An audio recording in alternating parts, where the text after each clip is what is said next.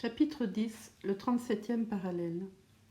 8 jours après avoir doublé le cap Pilares, le Duncan donnait à pleine vapeur dans la baie de Talcahuano, magnifique estuaire long de 12 milles et large de 9.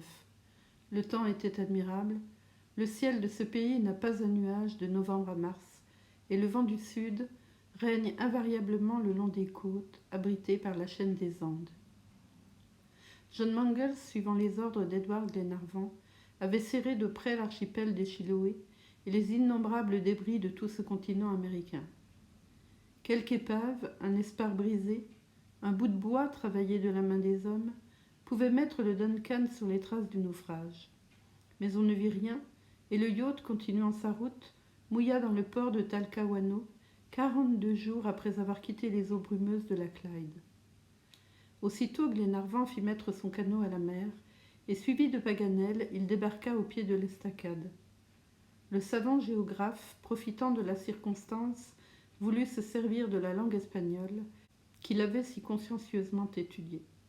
Mais à son grand étonnement, il ne put se faire comprendre des indigènes. « C'est l'accent qui me manque, dit-il. Allons à la douane, répondit Glenarvan. Là, on lui apprit, au moyen de quelques mots d'anglais, accompagnés de gestes expressifs, que le consul britannique résidait à Conception. C'était une course d'1 heure. Glenarvan trouva aisément 2 chevaux d'allure rapide, et peu de temps après, Paganel et lui franchissaient les murs de cette grande ville, due au génie entreprenant de Valdivia, le vaillant compagnon des Pizarro. Combien elle était déchue de son ancienne splendeur! Souvent pillée par les indigènes, incendiée en 1819, désolée, ruinée, ses murs encore noircis par la flamme des dévastations, éclipsés déjà par Talcahuano, elle comptait à peine 8000 âmes. Sous le pied paresseux des habitants, ces rues se transformaient en prairies. Pas de commerce, activité nulle, affaires impossibles, la mandoline résonnait à chaque balcon. Des chansons langoureuses s'échappaient à travers la jalousie des fenêtres, et Conception, l'antique cité des hommes, était devenue un village de femmes et d'enfants. Glenarvan se montra peu désireux de rechercher les causes de cette décadence, bien que Jacques Paganel l'entreprît à ce sujet, et sans perdre un instant, il se rendit chez J.R. Bentock, consul de Sa Majesté britannique.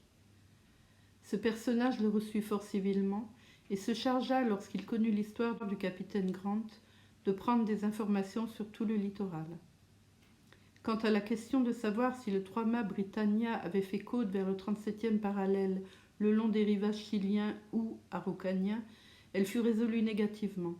Aucun rapport sur un événement de cette nature n'était parvenu ni au consul ni à ses collègues des autres nations. Glenarvan ne se découragea pas. Il revint à Talcahuano et, n'épargnant ni démarches, ni soins, ni argent, il expédia des agents sur les côtes. Vaine recherche. Les enquêtes les plus minutieuses faites chez les populations riveraines ne produisirent pas de résultats. Il fallut en conclure que le Britannia n'avait laissé aucune trace de son naufrage. Glenarvan instruisit alors ses compagnons de l'insuccès de ses démarches. Mary Grant et son frère ne purent contenir l'expression de leur douleur. C'était 6 jours après l'arrivée du Duncan à Talcahuano. Les passagers se trouvaient réunis dans la dunette. Lady Helena consolait, non par ses paroles, qu'aurait-elle pu dire, mais par ses caresses, les 2 enfants du capitaine. Jacques Paganel avait repris le document, et il le considérait avec une profonde attention, comme s'il eût voulu lui arracher de nouveaux secrets. Depuis 1 heure, il l'examinait ainsi, lorsque Glenarvan, l'interpellant, lui dit « Paganel, je m'en rapporte à votre sagacité. Est-ce que l'interprétation que nous avons faite de ce document est erronée? Est-ce que le sens de ces mots est illogique ?» Paganel ne répondit pas. Il réfléchissait. « Est-ce que nous nous trompons sur le théâtre présumé de la catastrophe ?» reprit Glenarvan. « Est-ce que le nom de Patagonie ne saute pas aux yeux des gens les moins perspicaces ?» Paganel se taisait toujours. « Enfin, dit Glenarvan, le mot « indien » ne vient-il pas encore nous donner raison ?» « Parfaitement, répondit McNabbs. Et dès lors, n'est-il pas évident que les naufragés, au moment où ils écrivaient ces lignes, s'attendaient à devenir prisonniers des Indiens ? Je vous arrête là, mon cher lord, répondit enfin Paganel. et si vos autres conclusions sont justes, la dernière du moins ne me paraît pas rationnelle. Que voulez-vous dire demanda Lady Helena, tandis que tous les regards se fixaient sur le géographe. Je veux dire, répondit Paganel en accentuant ses paroles, que le capitaine Grant est maintenant prisonnier des Indiens. Et j'ajouterai que le document ne laisse aucun doute sur cette situation. Expliquez-vous, monsieur, dit Miss Grant. Rien de plus facile, ma chère Marie. Au lieu de lire sur le document « seront prisonniers », lisons « sont prisonniers » et tout devient clair. Mais cela est impossible, répondit Glenarvan. Impossible? Et pourquoi, mon noble ami demanda Paganel en souriant. Parce que la bouteille n'a pu être lancée qu'au moment où le navire se brisait sur les rochers. De là cette conséquence que les degrés de longitude et de latitude s'appliquent au lieu même du naufrage. Rien ne le prouve, répliqua vivement Paganel, et je ne vois pas pourquoi les naufragés, après avoir été entraînés par les Indiens dans l'intérieur du continent, n'auraient pas cherché à faire connaître, au moyen de cette bouteille, le lieu de leur captivité.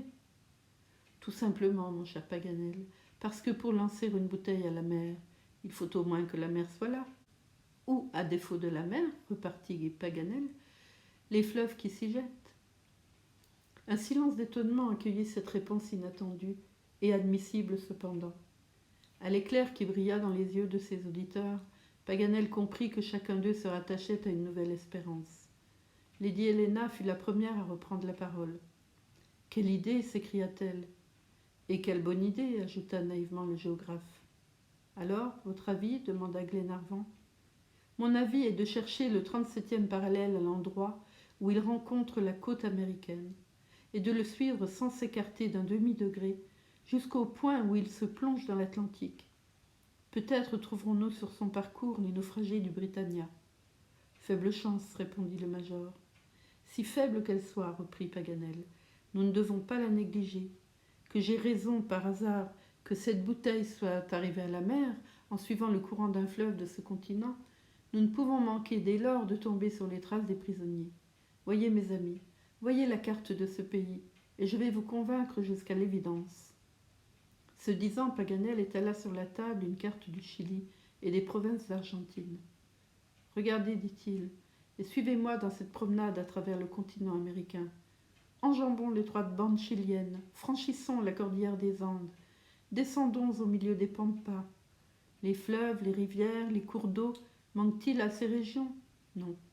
Voici le Rio Negro, voici le Rio Colorado, voici leurs affluents coupés par le 37e degré de latitude, et qui tous ont pu servir au transport du document. Là, peut-être, au sein d'une tribu, aux mains d'Indiens sédentaires, au bord de ces rivières peu connues, dans les gorges des Sierras, ceux que j'ai le droit de nommer nos amis attendent une intervention providentielle. Devons-nous donc tromper leur espérance?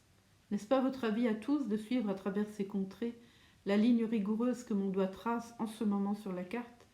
Et si, contre toute prévision, je me trompe encore, n'est-ce pas notre devoir de remonter jusqu'au bout le 37e parallèle, et s'il le faut, pour retrouver les naufragés, de faire avec lui le tour du monde?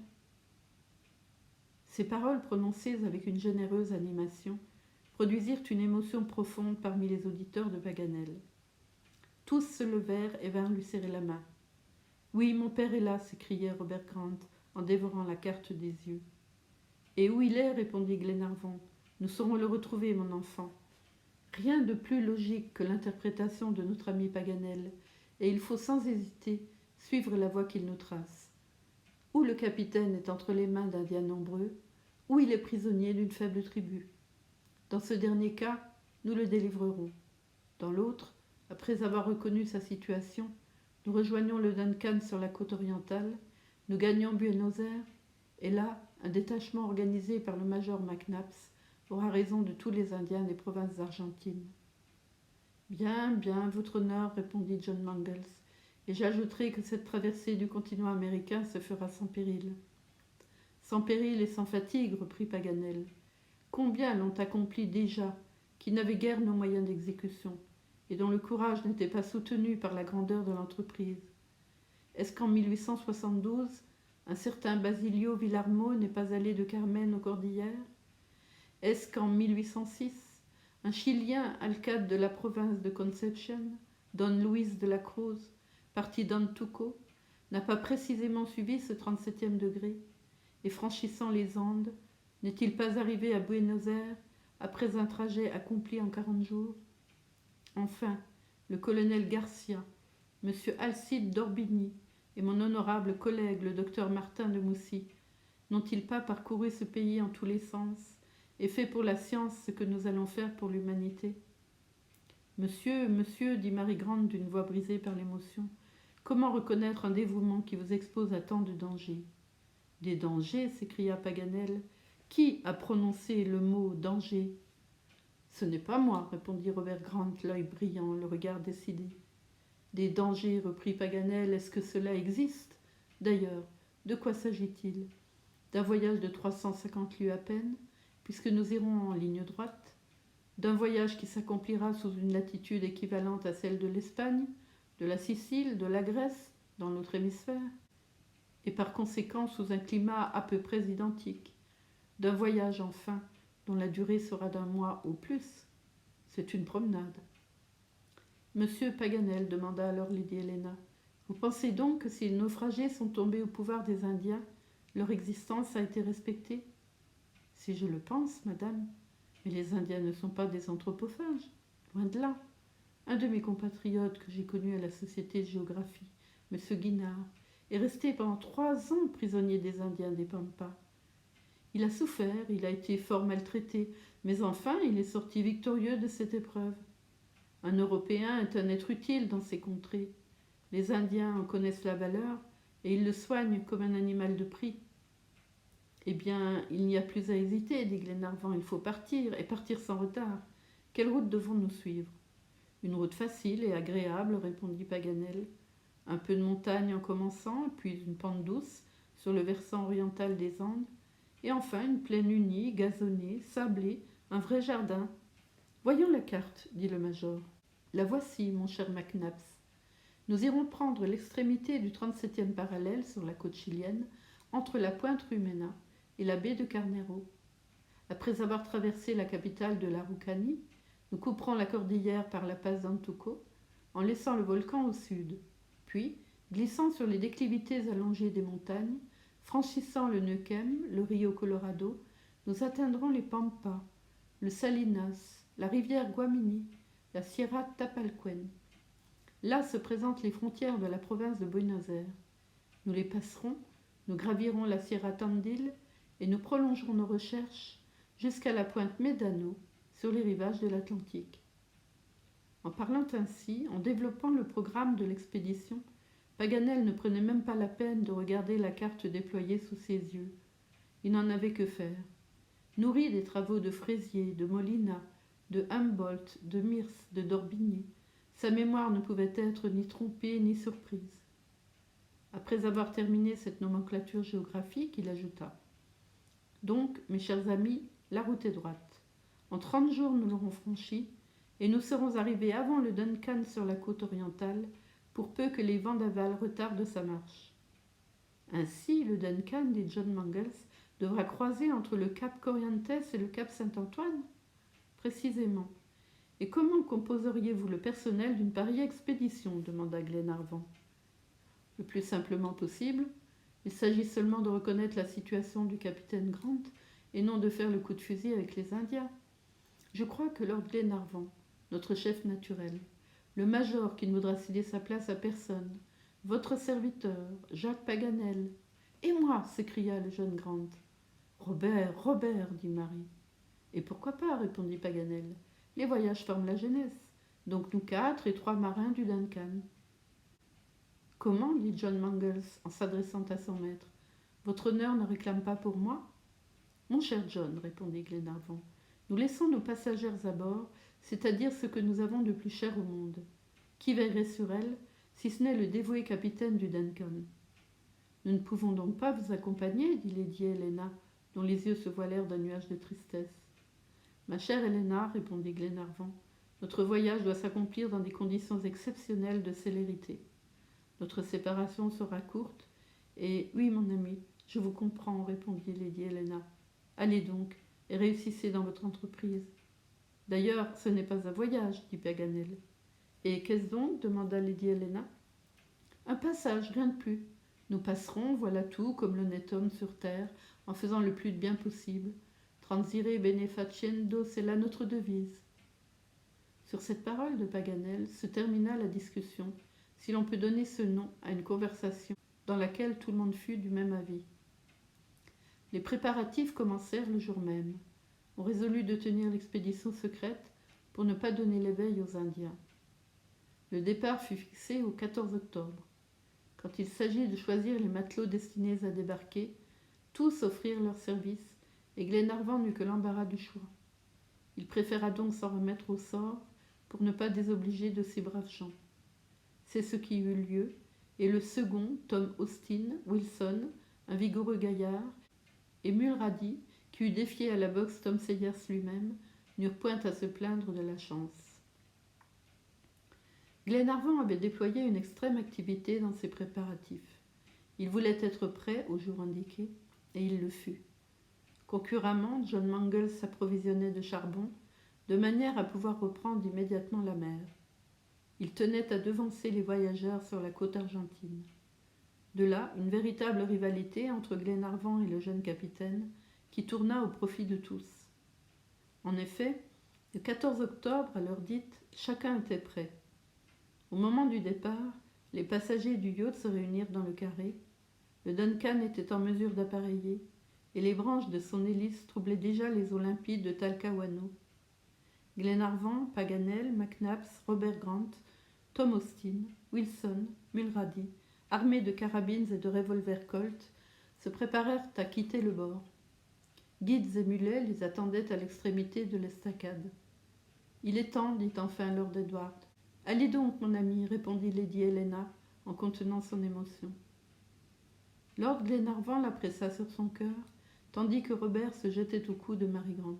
« Et maintenant, cher compagnon, dit Jacques Paganel, une dernière poignée de main qui nous dure jusqu'au rivage de l'Atlantique. » C'était beaucoup demandé.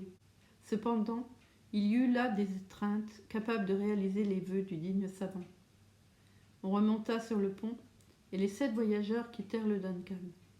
Bientôt, ils atteignirent le quai, dont le yacht, en évoluant, se rapprocha à moins d'une demi-encablure. Lady Helena, du haut de la dunette, s'écria une dernière fois. « Mes amis, Dieu vous aide. » « Et il nous aidera, madame, répondit Jacques Paganel, car je vous prie de le croire, nous nous aiderons nous-mêmes. En avant, cria John Mangles à son mécanicien. En route, répondit Lord Glenarvan. Et à l'instant même où les voyageurs, rendant la bride à leur monture, suivaient le chemin du rivage, le Duncan, sous l'action de son hélice, reprenait à toute vapeur la route de l'océan.